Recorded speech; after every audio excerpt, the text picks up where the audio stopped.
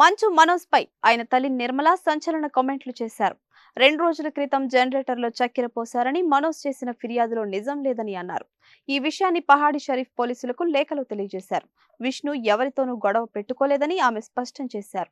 నా పుట్టినరోజు కావడంతో కేక్ కట్ చేయించి సెలబ్రేట్ చేసి విష్ణు వెళ్లిపోయారని పేర్కొన్నారు.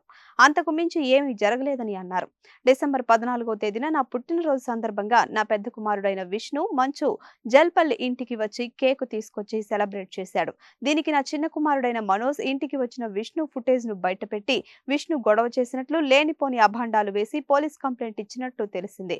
నా పుట్టినరోజు సందర్భంగా విష్ణు కేక్ తీసుకుని ఇంటికి వచ్చాడు మరియు తన రూమ్ లో ఉన్న సామాను తీసుకున్నాడు.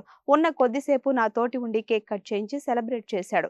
నా చిన్న కొడుకైన మనోజ్ కు ఈ ఇంట్లో ఎంత హక్కు ఉందో అలాగే నా పెద్ద కొడుకు అయిన విష్ణుకి కూడా అంతే హక్కు ఉంది. నా పెద్ద కొడుకు అయిన విష్ణు ఎటువంటి దౌర్జన్యంతో గాని మనుషులతో గాని ఇంట్లోకి రాలేదు, గొడవ చేయలేదు. మనోజ్ కంప్లైంట్ చేసిన దానిలో నిజం లేదు. ఈ ఇంట్లో పని చేయుచున్న వాళ్ళు కూడా మేమిక్కడ పని చేయలేమని వాళ్లే మానేశారు. ఇందులో విష్ణు ప్రమేయం ఎంత మాత్రం లేదు అని మంచు మనోజ్ తల్లి లేఖలో పేర్కొన్నారు.